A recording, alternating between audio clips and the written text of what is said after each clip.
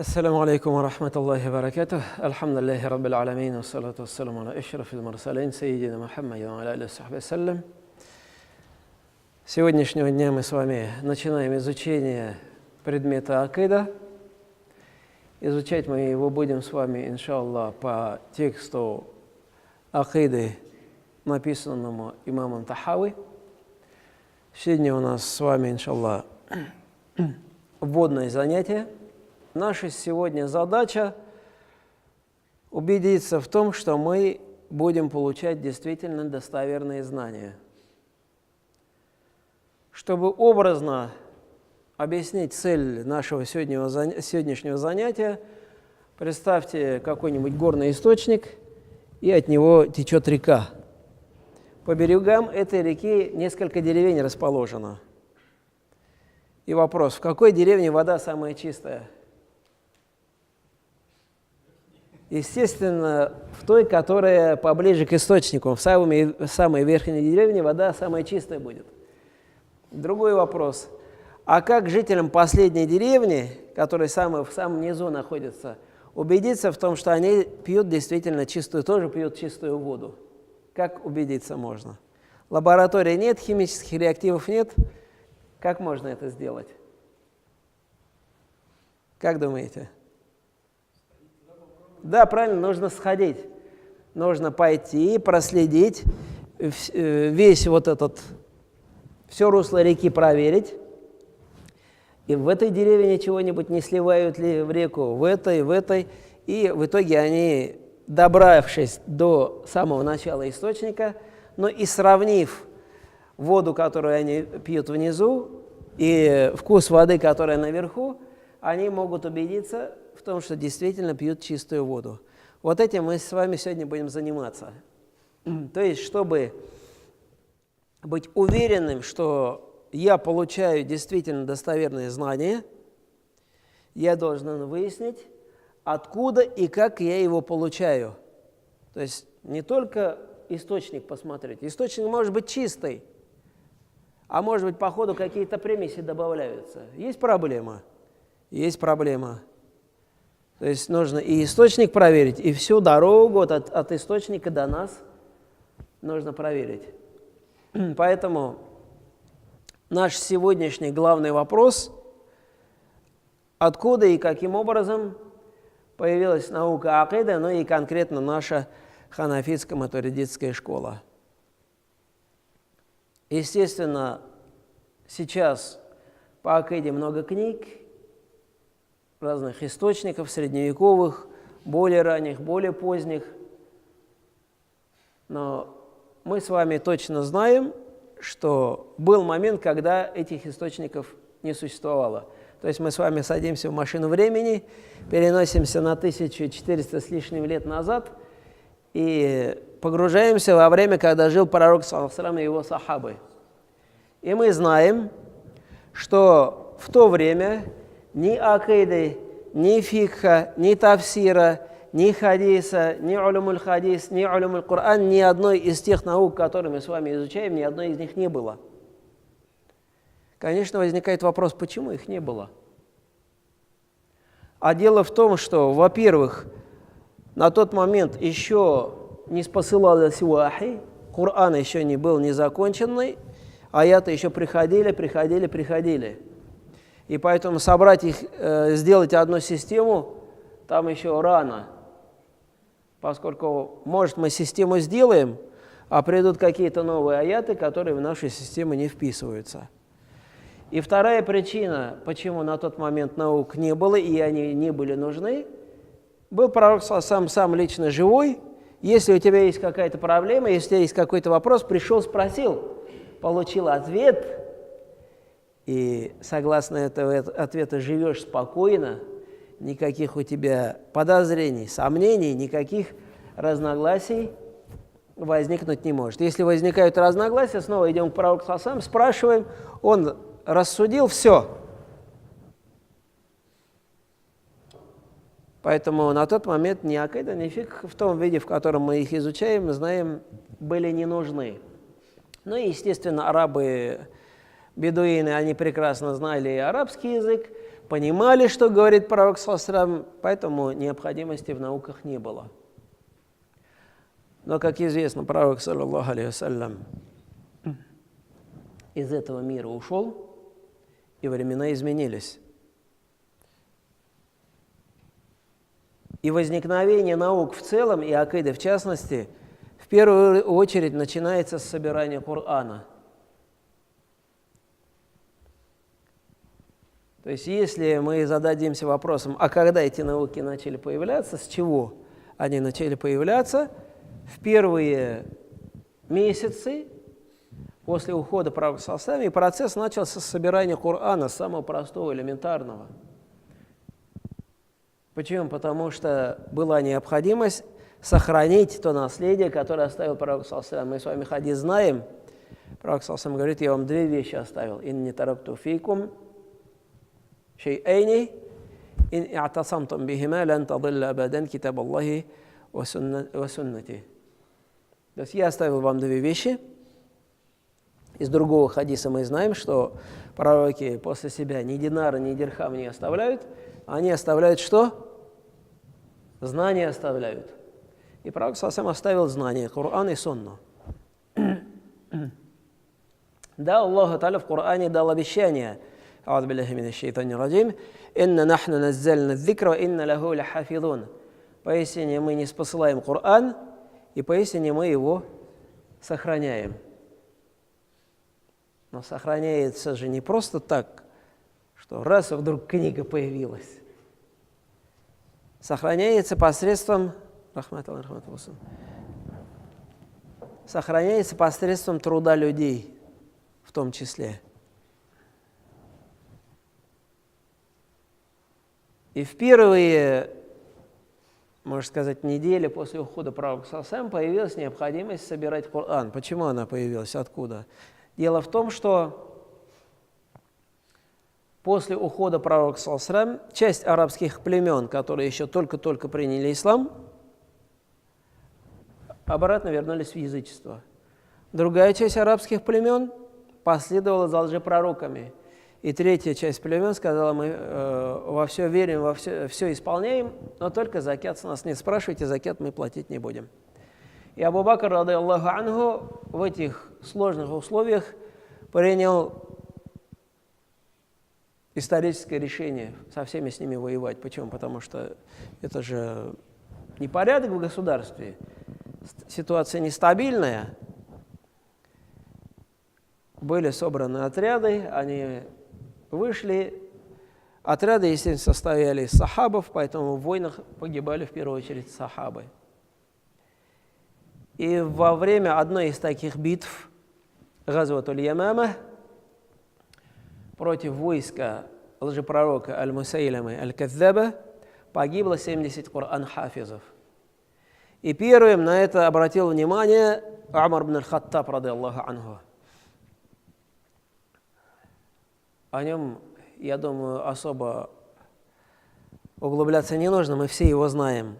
Но нужно отметить, что Умар ибн аль-Хаттаб – это тот человек, с мнением которого Коран совпал в 5 случаях. То есть Умар ибн аль-Хаттаб говорит идею, и не спосылается Коран. Поэтому и после ухода пророка саллаллаху алейхи вассалям мы в мнениях, в решениях, в указах Умара ибн аль-Хаттаба видим очень много передовых идей. И Умар ибн аль-Хаттаб пришел к Абу Бакру с предложением: нужно собрать Коран. Абу Бакр сначала этой идеи испугался, сказал: как мы так можем делать? Пророк саллаллаху алейхи вассалям не делал. Это будет новшество, бид'а в религии. Но Умар ибн аль-Хаттаб проявил настойчивость, объяснял. В итоге Абу Бакр, ради Аллаху анху, эту идею принял. И впервые в истории ислама Коран был собран в одном месте в письменном виде. Но это еще не была книга, это был большой сундук, где эти свитки хранились. Но это был первый шаг, очень важный, на пути появления исламских наук, которые мы сегодня изучаем. Во время Усмана ибн Аффана было второе собирание Корана.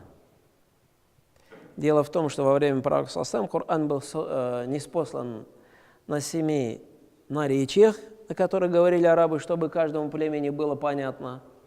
И сахабы обучили своих шакирдов, своих учеников, тоже каждый на своем наречии.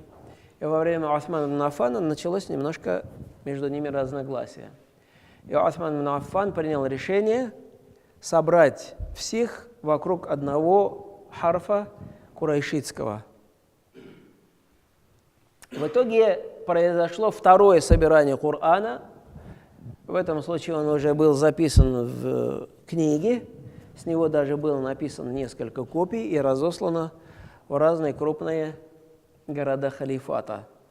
И две из этих копий, они точно известно, что до сегодняшних дней сохранились. Одна хранится в Ташкенте, вторая в Стамбуле, в музее Топкапы. Это был второй шаг на пути создания исламских наук. Немножко с запозданием, лет, например, примерно 50-60, начинается собирание сунны пророка, саллаллаху алейхи вассалям. Этот процесс затягивается, поскольку он идет не централизованно. Один амир приказал ученому, который живет на его территории, собирать хадисы пророка, саллаллаху, другой приказал. Эти сборники не сохранились. И вот в начале II века по хиджре появляются самые первые сборники хадисов. Таким образом, к началу II века по хиджре был собран Коран, были сборники хадисов, то есть был материал для ученых, чтобы заниматься иджтихадом, делать поиск научный. То есть вот она первая причина, почему появились исламские науки. Это необходимость сохранить наследие пророка, саллаллаху алейхи вассалям. Вторая причина заключалась в том, что ислам после ухода пророка саллаллаху алейхи вассалям начал сильно распространяться по миру. И распространяясь по миру, ислам знакомился, встречался с разными культурами, и этим культурам нужно было дать оценку. То есть, если мы посмотрим, сначала ислам идет на север Аравийского полуострова, территория Сирии, Палестины, Иордании, Ливана, плюс еще сюда Ирак добавим. Здесь жили преимущественно арабские племена, они были христианами, и им уже ислам нужно было объяснять по-другому, нежели мекканским язычникам. Дальше, если мы посмотрим распространение ислама на восток, это Персия, уже другой язык и другая религия зороастризм. Если дальше на восток, это Средняя Азия, тюркские племена, снова другой язык, другая религия, тенгрианство. И дальше на восток Индия и Китай. Там вообще много национальностей, много религий. Если мы посмотрим на запад, это Египет, жили копты, они были христианами. Дальше на запад это север Африки. Но побережье было, скорее всего, христианским, а дальше вглубь Африки разные формы язычества. Ну и плюс еще на север немножко небольшая территория, это юг Испании, тоже христиане. И везде разные традиции, и везде шариат должен был дать оценку, какая традиция подходит, как приемлема с точки зрения шариата, какую можно сохранить, какую нужно изменить, а какую нужно вообще оставить, убрать. Плюс еще в разных регионах были особенности, связанные с географическим положением. Ну, например, в Казани мы с вами знаем, что летом время намаза ясту не наступает. Как намаз читать, когда время не наступает? Тоже нужны были ответы. Соответственно, шариат находил ответы на эти вопросы. Эти ответы накапливались, их становилось больше, и наука, она росла. Дальше. Третья причина – это вопросы простых мусульман. То есть простые мусульмане, которые только-только ислам приняли, приходили к ученым со своими вопросами, ученые искали ответы, и снова этими ответами наука усиливалась, разрасталась.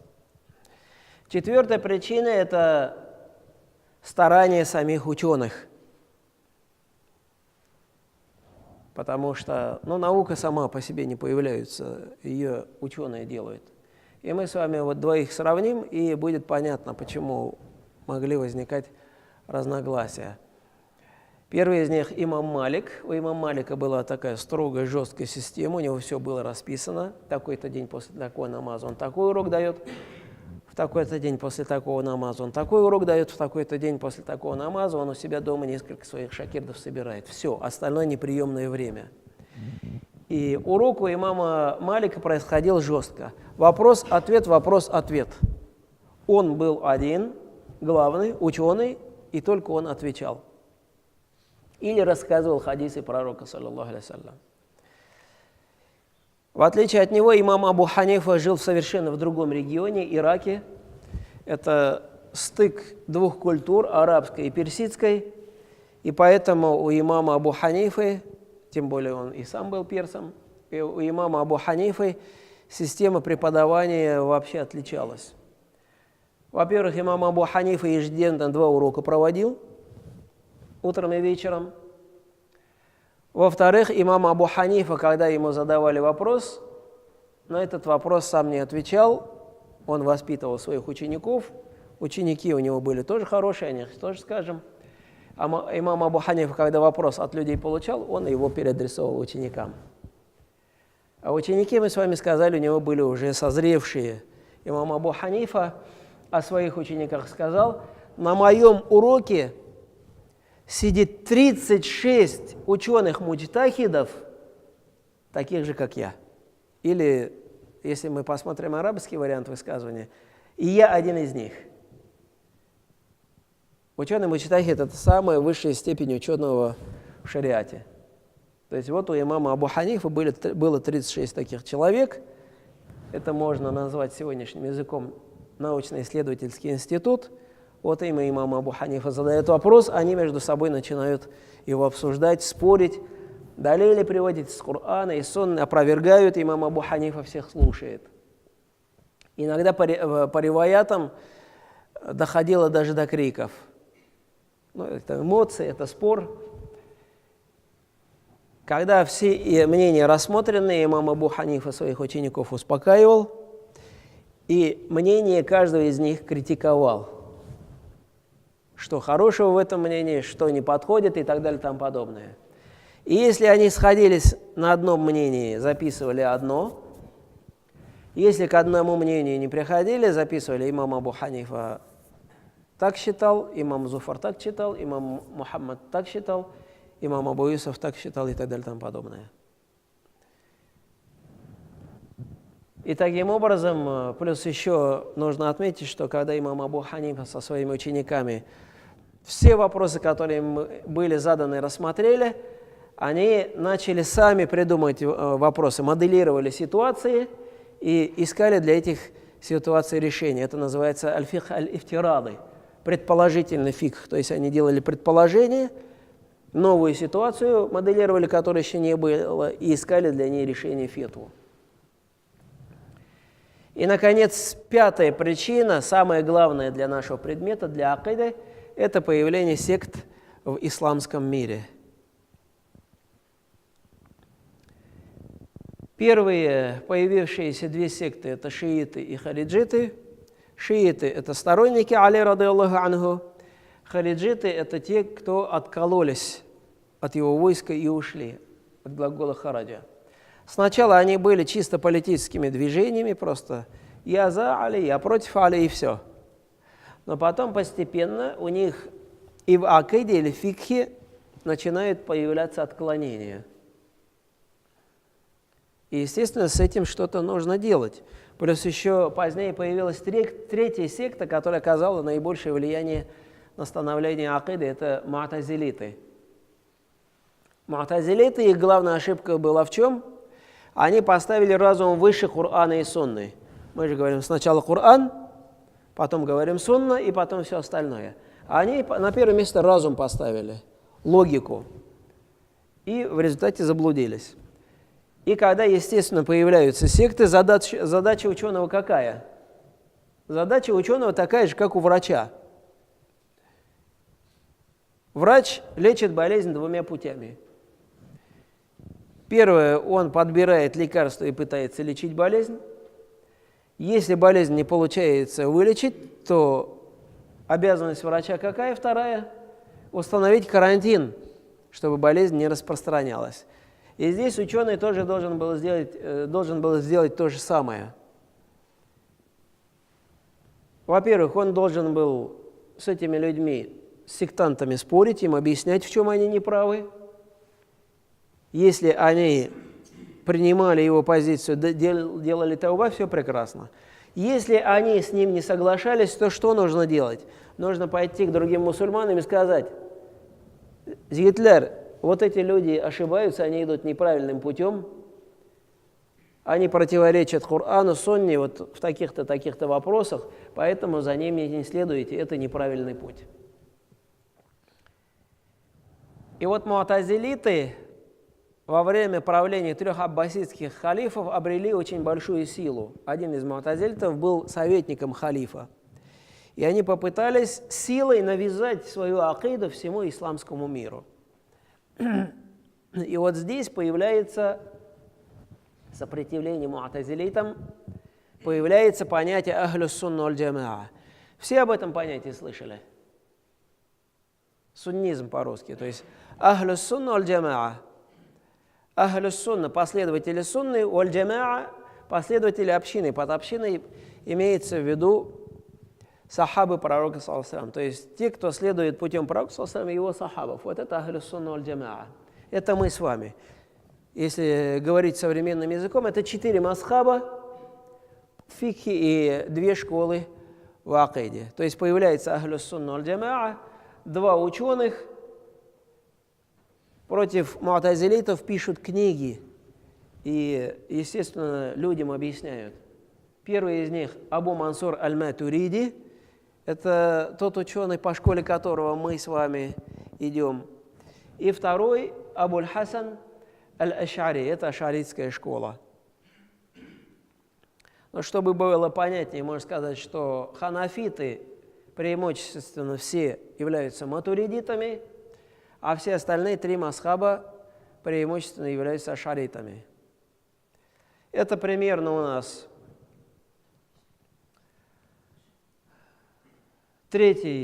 начало 4 века, потому что, например, имам Абу Мансур аль-Матуриди родился в 230-х годах. Кстати, нужно отметить, что и имам Абу Мансур аль-Матуриди, и имам Абуль-Хасан аль-Аш'ари относятся к 3 поколениям, которые пророк, саллаллаху салям, в отдельном хадисе упомянул. «Хайруль куруни карни, сумма алладина ялунахум, сумма алладина ялунахум». Лучший век – это мой, затем те, кто придут за ними, затем те, кто придут за ними. Пророк саллаллаху 3 века отдельно выделил. И Абу Мансур аль-Матуриди родился как раз в 3 веке. И вот в итоге сформировались вот эти 2 школы. Школа имама Абу Мансур аль-Матуриди и школа Абуль-Хасана аль-Аш'ари. Они распространились на сегодняшний день. Школа Абу Мансура аль-Матуриди распространена частично в Ираке, частично в Иране, где сунниты живут. Это Афганистан, Пакистан, Индия, Средняя Азия, у нас здесь в Поволжье. Немножко Кавказ, где кумыки живут, кабардино-балкары, нагайцы. Потом Турция, Босния, Герцеговина, Албания. Больше 50% мусульман у нас.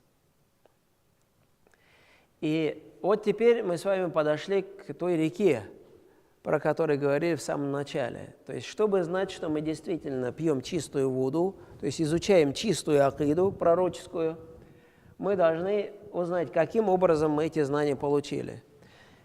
Естественно, источником знаний является кто? Пророк, саллаллаху алейхи вассалям. После пророка, саллаллаху алейхи вассалям, в нашем масхабе самых известных сахабов как минимум 4. Вообще мы у многих сахабов взяли знания, но отдельно мы можем отметить, или особо мы можем отметить 4. Первый из них Абдулла ибн Мас'уд. Кто такой Абдулла ибн Мас'уд? Это один из самых знающих сахабов, потому что он принял ислам, фактически в первые недели, месяцы, можно сказать, пророчества пророка, саллаллаху алейхи вассалям. То есть он 23 года провел вместе с пророком, саллаллаху алейхи вассалям. И Абдулла ибн Мас'уд о себе в свое время сказал: спрашивайте у меня о Коране любые вопросы. Я знаю, какой аят, когда, где и в связи с чем ниспослан. Вот такие сильные знания были у человека, и пророк сам его очень уважал. Вот этого человека, Абдуллу ибн Мас'уда, Умар ибн аль-Хаттаб, в то время, когда был халифом, отправляет в город Куфу в качестве казыя, то есть судьи. А Куфа – это тот город, где родился имам Абу Ханифа. И Али, ради Аллаху анху, естественно, там, не Али, Абдулла ибн Мас'уд там, естественно, оставил свои знания. Но он оставил там не только свои знания, он еще привез с собой знания Умара ибн аль-Хаттаба. Почему? Потому что они были во многих вопросах единомышленниками. И Абдулла ибн Мас'уд часто свое мнение оставлял, брал мнение Умара ибн аль-Хаттаба, поэтому он привез знания двух человек. Третий в цепочке нашей из сахабов – это Али, ради Аллаху анху, двоюродный брат, зять пророка, саллаллаху алейхи вассалям. Откуда он здесь взялся? Он во время своего халифства перенес столицу из Медины в Куфу, снова в тот город, где родился Абу Ханифа. И даже есть риваят о том, что дедушка Абу Ханифы вместе со своим сыном, с отцом Абу Ханифы, когда тот был маленький, пришли к Али, ради Аллаху анху, во время праздника Наурус, принесли какие-то персидские сладости, Али, ради Аллаху анху, их попробовал, потом приказал раздать бедным, а сам сделал дуа за отца Абу Ханифы и за все его потомство. То есть Абу Ханифа родился вот в такой семье, за которой один из сахабов пророка, не только один из сахабов, двоюродный брат Ахлюль Бейт, пророк сделал дуа. Ну и четвертый сподвижник, от которого мы получили знания, это Абдулла ибн Аббас, тоже двоюродный брат пророка, саллаллаху алейхи вассалям. За него пророк сам лично сделал дуа. Аллахумма факкиху фиддин ва аллимху ат-та'виль. О Аллах, дай ему религиозные знания и научи его толкованию Корана. Помимо них было много других сахабов, но это самые известные. Дальше после сахабов идет 4 человек, учитель-ученик, и имам Абу Ханифа. А после имама Абу Ханифа, вернее, после его ученика Мухаммада ибн аль-Хасан аш-Шейбани, у нас в акиде и вообще в масхабе мы видим 2 ветки. Одна среднеазиатская, это имам Абу Мансур аль-Матуриди, и вторая египетская. На следующей неделе мы о ней будем говорить и уже начнем изучать. Это имам Абу Джафар ат-Тахауи. И таким образом мы на сегодняшней лекции с вами убедились, что изучая наследие Абу Ханифы, изучая наследие Абу Мансура аль-Матуриди, изучая наследие Абу Джафара ат-Тахауи и других наших ханафитских ученых, мы действительно изучаем чистое пророческое знание.